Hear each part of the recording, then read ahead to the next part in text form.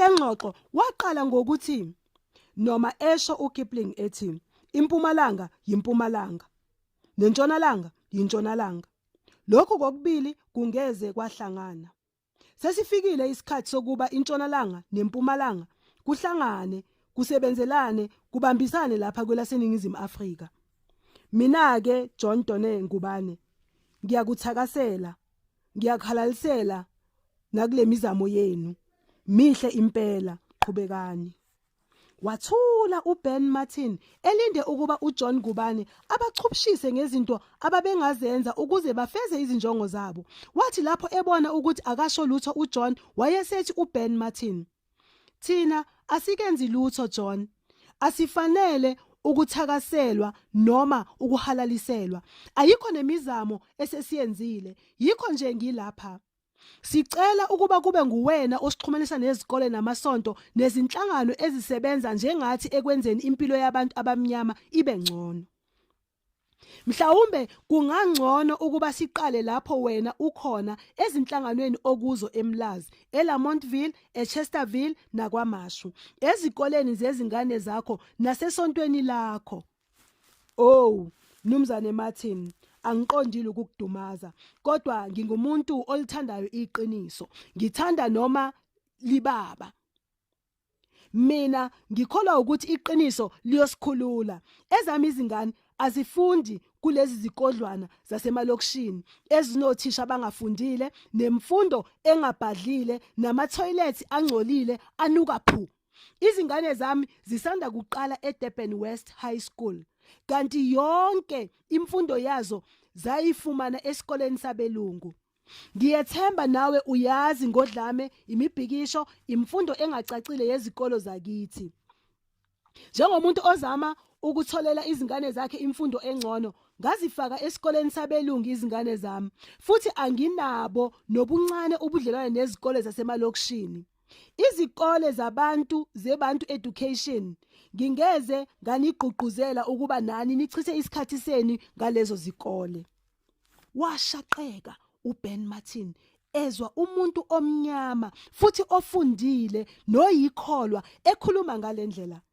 Lena kwakuyinkulumo ayijwayele kobelungu, engazi ukuthi sekukhona omlungumnyama nabo asebekhuluma kanje ngabantu bakubo. Umdlandla ayenawo wafadalala esebona ukuthi kanti ukhuluma nomlungu ogadlabezwe esakeni lesikhumba sabamnyama. Wazihudula wayesethi, "Kulungile, masidlule kwezezikole singene kwezamasonto. Usontaphi wena? Ungakwazi ukusixhumanisa nesonto lakho?" Anginayo impendulo elula kulokho Ben. Maningi kabi amasonto esengiphuma kuwo. Ngiwaguduza, ngizama ukuthola lapho umoya ungibizela khona. Pho umoya uphephetha lapho uthanda khona. Futhi ngake ngangenelwa ukuthi ukusonta lokhu kuyisidakamizwa sokukhohlisa abampofu. Ngahlala ke ngingasasonti iminyaka emihlanu. Ngokusizwa ngumnumzane uWilson ngabuyela esontweni. Manje sesiyasonta. Umndeni wami usonta eSt Andrews Church, isonto labelungu elise Hillcrest. Ngiyazi uzothi kukude le. Githi esidonswa ngumoya akukude neze. Lapho kukhona khona uthando, indlela ikhona. Futhi iba mfushane. Iba yi-highway. Kawuthandanga ukubuyela ezinkonzweni zabantu bomdabu? Kubuza uBen Martin. Cha, asithandanga neze. Umkami wajwayelana nonkosikazi Elizabeth Hilton wase ememela esontweni lakubo. Nami ngazithanda izinkonzo zase Hillcrest. Zizothile, zomile, ziphole kahle. Futhi ziphelezelwa yiorgani nekhwaya eyenza ukuba thina singazihluphi ngokucula uma singathandi. Abanye bethu abaphiwe ukucula nokufunda amanothi Ben. AmaBhayibheli asesontweni kanti nemithandazo ibhaliwe, mifushane, iqondile eSt Andrews Church. Izinkonzo zabantu bakithi ukushawoda, umsindo, ukufakaza nezinyembezi zeminyaka ezingafezi lutho. Kuyangicika mina nowakwami lokho. Thina kwami sikhonza ngobuchopho, hayi ngenhliziyo nangemizwa. Asihambisani neze nemithandazo edwanguka nezinsizi nezindaba zabantu bezidalula kithi sonke sisonta. Kuchaza ungubane kungathi uWilson uyadideka. Awu, Mnumzane Ngubane, uthi ucikwa izinkonzo? Ngangithi alikho ikholwa elicikwa yinto yalo eliyithandayo. Angiboni kahle ukuthi yini ekucikayo uma abantu bethintwa yizwi bese beyakhala noma bayadansa bedansela inkosi yabo.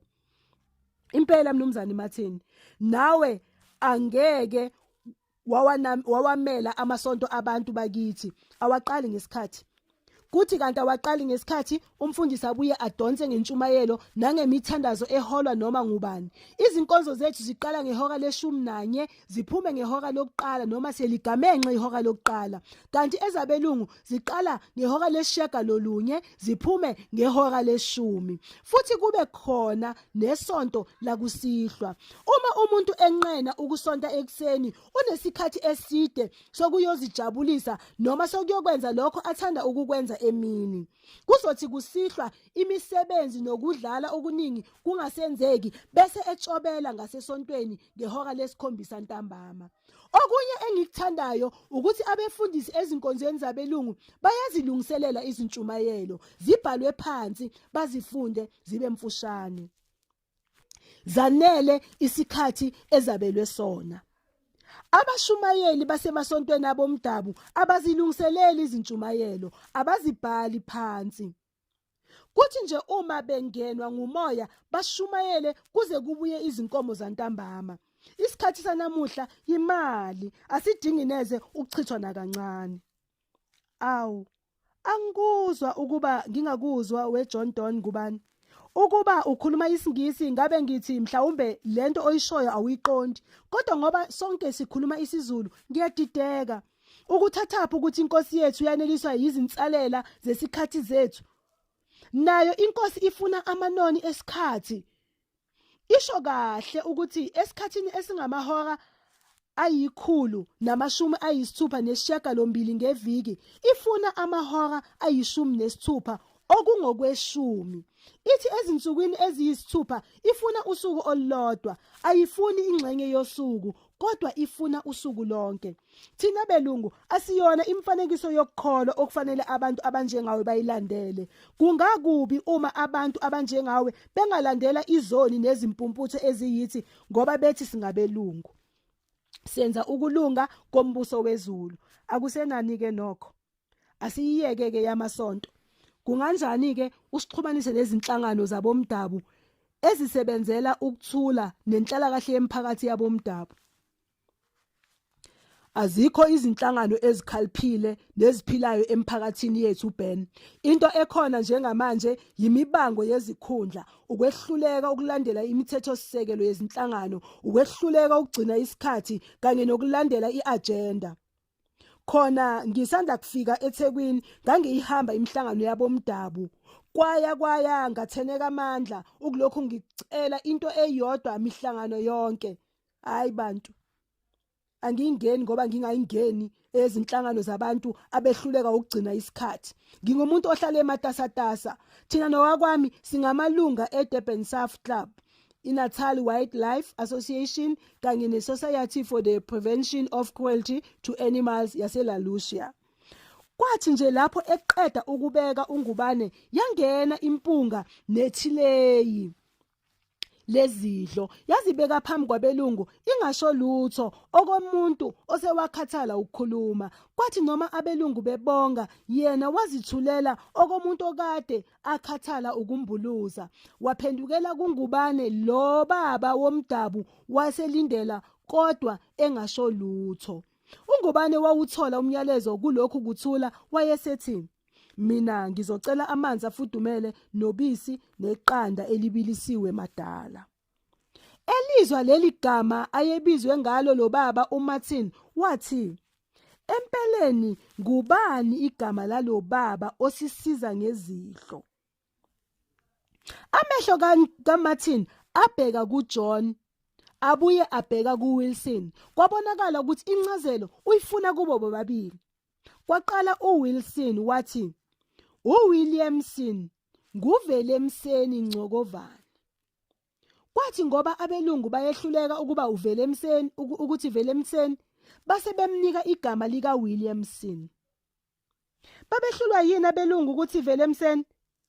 Kungabe ngempela babehluleka abelungu noma nje babevilapha ukufunda igama lawoMdabu, noma babenengwa ukubiza abantu ngamagama abazethe wona, noma babecasulwa ukuthi kukhona abantu abanezwi lokuzetha amagama esikhundleni sokuba batapa amagama aqanjwa ngabelungu? Kukhona izazi ezithi abelungu behlulwa ngamagama abantu ngoba abakwazi ukulalela abantu bomdabu. Into abayaziyo ukubatshela bomdabu, hayi ukubalalela nokubahlonipha njengabantu abakwazi ukuba nabo badale. Empeleni lokhu kwehluleka kwabelungu ukwazi amagama abomdabu ngokuzenzisa okudalwa ngokuzazisa kwabelungu. Angiboni mina ukuthi umuntu angathi igama elithi velemseni lilukhuni kunelika Chomsky noma elika Maligawski. Siyawazi wonke amagama abanye abelungu bese sithi ayesehlula awo bomdabu. Lokhu ngamagama alihlaza, ngamanga alihlaza weBill. Thina nawe njengamakholwa kuhle siwabalekele lamanga. Ukuma kwethu thina belungu ukuba sigweve namandla, ngisho amandla okwetha amagama.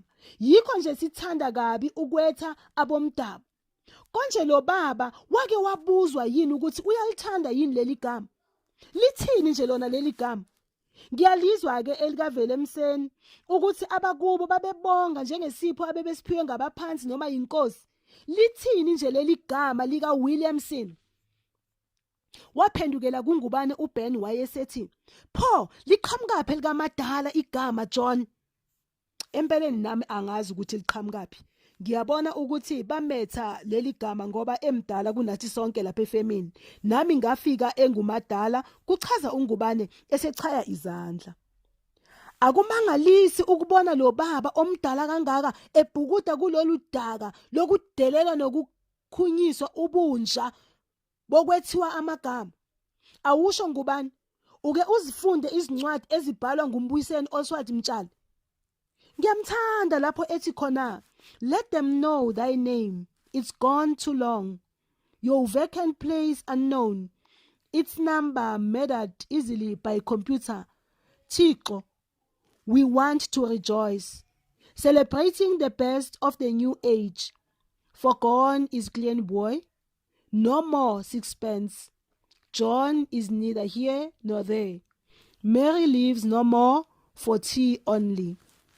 Cha nomzane Martin, angibafunda ababhali abamnyama bezinkondlo. Izinkondlo zabo azifani nezo T.S. Eliot. Mina ngithanda Wordsworth, Shelley, uShakespeare noTennyson. Ngiyadumala John Ngubane, ngiyadumala. Futhi ukuba ngidumele ngifikela emqondweni wami uBishop Tutu kuleli bhuku lika Boley. UBishop uthi uma umnyama eNingizimu Afrika ukhohliselwa ukuba ukwamukele ukugqilaza nokuxhashazwa kwakho. Kufika isikhathi lapho nawe usukholwa yilokho abanye abantu abathi uyikho, ngenkathi bekuhlohla ukuba uzenyanye, uzidelele, uzizonde, umukele yonke imifanekiso emibi ngobuwena. Umuntu onjalo udinga ubabalo oluningi ukuze akhiphe leli dimoni lokuzizonda, elibonakala ngokuthi umuntu azitshele ukuthi ngabelungu bodwa abangabantu nababusi, futhi kufanele ukuba yibona ababeka izinga elihle lokwenza, babe futhi imifanekiso yokupheleliswa kokulunga nobuhle. Mina ngifunda bona koTutu, oNomavenda Matiyane, oMafika Gwala. Nawe-ke ngiyakeluleka ukuba ubafunde ngubani. Nokho nina bakwaJeffrey Wilson and Sons, masibuyele odabeni lwethu. Ungangisiza ngani, kanjani ekuxhumaniseni nabantu abamnyama baseThekwini, John? Njengoba bese ngishilo, mina ngikwelinye izinga lempilo elingathintene nemisindo yasemalokishini akukho enginganisiza ngakho. Kungabe uJohn Ngubane uyamazi nomfundisi uZefu Mkhize weFood Basket onikeza ukudla kogogo nomkhulu uma kuholwa futhi oqoqa nezingubo zokunikeza abantu abadala? Cha, ngimazi nje ngokumbona nje uZefu. Mina naye siyintshonalanga nempumalanga. Mina angikukhuthazi ukuba abantu bakithi babe ngokhangezile nothandazile. Izandla ezithandazayo nezikhongozelayo ngiyazenyanya. Mina ngithanda izandla ezisebenzayo mnumzane uMartin. Lapha kwezezimboni ngisebenza nezandla ezikhuthele ezenzayo ezaziyo ukuthi umuntu uma engasebenzi ngeke adle ngeke ambathe futhi anethezeke. Angiyeseki mina neze lemikhankaso yokukhangezisa abomdabu. Sibenza isizwe sezinxibi esikhundleni sokuba sibanike imisebenzi. OZef kuhle bafune amathuba okuba bakhele abalandeli babo imisebenzi, hayi ukubakhuthaza ukuba baphile ngenkongozelo njengabo OZef. Kuthiwa uma umuntu umfundisa ukudoba, loyo muntu usumwezile ngoba akaseyokuphinde alambe. Uma elambile uyozidobela ngaphandle kokubuya kuwe. Ngiyethemba uyangizwa la ngiyakhona mnumzane UBen Martin. Cha, ngiyezwa. Kungabe uyamazi yini uthisha omkhulu ukubheka engizwa kuthiwa wenza umsebenzi oncomekayo esikoleni sakhe? Naye ngimazela kude mnumzane uMartin. Okwenza lokho ngokuthi iningi labaholi abamnyama zimbasha. Bayagcuca ngokucabanga, ngokwenza nangokuzwa. Manje uPlato uthi ngokujwayelana nabantu abakhulu okuyosenza nathi sibe bakhulu. Uma nami nomndeni wami sijwayelana nezimbasha siyobhasha. Mina nginamakhono okwakha organizational development skills. Angisa kuphela lapho ngithintana namafemu wona asebenza nezandla ezisebenzayo. Ngiyaxolisa mnumzane UBen Martin ukuthi bakuyalele kabi abathi nami ngisebenzelana nokukhuthaza abantu bakithi ukuba basonge izandla sakuthandaza noma sakukhongozela. Mina ngisebenzelana nezandla ezikhuthele ezisebenzayo. Kulungileke sixhumanise nalezi zandla ezisebenzayo ukuze sizisize zisebenze kangcono. Yini thina esingayenza siqeqeshe izisebenzi ezimnyama ikakhulu ezasezimbonini ngezomnotho, ezezimali nokugcina kwayo, ukufundisa izingane nemindeni noma ezempilo? Yiziphi izinhlelo ezikhona lapha emsebenzini wenu eningasimemela kuzo ukuba sibe usizo? Thina sinodokotela, wosolwazi, amathishelakazi, abahlengikazi kanye nabezenhlalakahle abazimisele ukuba banikele ngesikhathi sabo ekuthuthukiseni imiphakathi yabamnyama. Njengamanje abasebenzi bethu bakulelo zinga lapho kungeyona into enhle neze ukuvulela abantu bangaphandle ukuba bazosiza. Sona siyabongeka isipho senu sokuzinikela. Sizothi nathi singahlwaya bese sinithinta uma kufanele. Sobona futhi ukuthi singalusebenzisa kanjani usizo lwenu. Umnumzane uWilson wayelalele, kubonakala nokuthi ayehla amachibo okuzishaya isifuba ngaleli noni lomuntu wakubo. Nekhofi lakhe neqanda kwehluleka ukuba sela umdlandla kule ngxoxo. UBen Martin yena waphelelwa nawuthando lokuphuza ikhofi lelo. Njengomuntu owayekhungethwe ngokomela izindlela zokwakha ubudlelwane, wazithola esenkangala yamawa nenhlaba kwaJeffrey Wilson and Sons. Wayeze emagange kanti useqosha utalagu. Ubuze lobu obabuphambi kwakhe bamdumaza, bamdangalisa. Bonke lobu buhle ayebubona esesekudeni babukude nobuhle eduze. iMan About Town nama-perfume aphambili ayemboze lukhulu. Njengomuntu oqhutshwa ngukomiwa, waphindela ukuphandaphanda esihlabathini esingungubane, ezama ukuthola iconsana nje lobuntu bobuhlakani kuleli dwala. Kwafika kuBen ukuba ake amnyakazise lo mlisa ngakufilosofi ukuze kube notho alutholayo ngokuza kwakhe lapha. Wathatha wathi, ziningi izindlela nina befilosofi enibona ngazo iqiniso. Ngiyathanda nokho ukunamathela kuWilliam James, yena othi ukulumbana kwento entsha nendala kuzala iqiniso elihlala nokho lilindele ukuguquka. Lo mbono siyawuthola futhi nakosi Wright Mills, Reinbold, Richard Rorty kanye nezinye izazi ikakhulukazi ama-ethno-scientists. Kungabe lokhu kusho ukuthini kubantu abamnyama baseNingizimu Afrika abavamise ukutshelwa njalo ukuthi kabazi lutho, basemuva kuyobathatha isikhathi eside ukufica abelungu? Mnumzane Ben Martin, angithandi ukukukhohlisa. Eningi ifilosofi ngangiyifundela ukuphasa. Yona ayikho noyeze engqondweni yami. Angiyisebenzisi neze. Into okuyiyona ngiyisebenzisa qho yi-psychology. Ukhumbule futhi Ben ukuthi senginesikhathi ngehlukana nefilosofi. Lamagama owabalayo ngiyawakhumbula nje kancane. Phela into uyifunda, umuntu ayifunda eminyakeni engama-20 edlule angeke ayikhumbula. Ifilosofi yami yonke yangcwatshwa ngokushona kukaJean Paul Sartre. Usho ukuthini ukuthi sewakhohlwa? Usho ukuthi sewakhohlwa ukugibela ibhayisikili ngoba walifunda usemncane?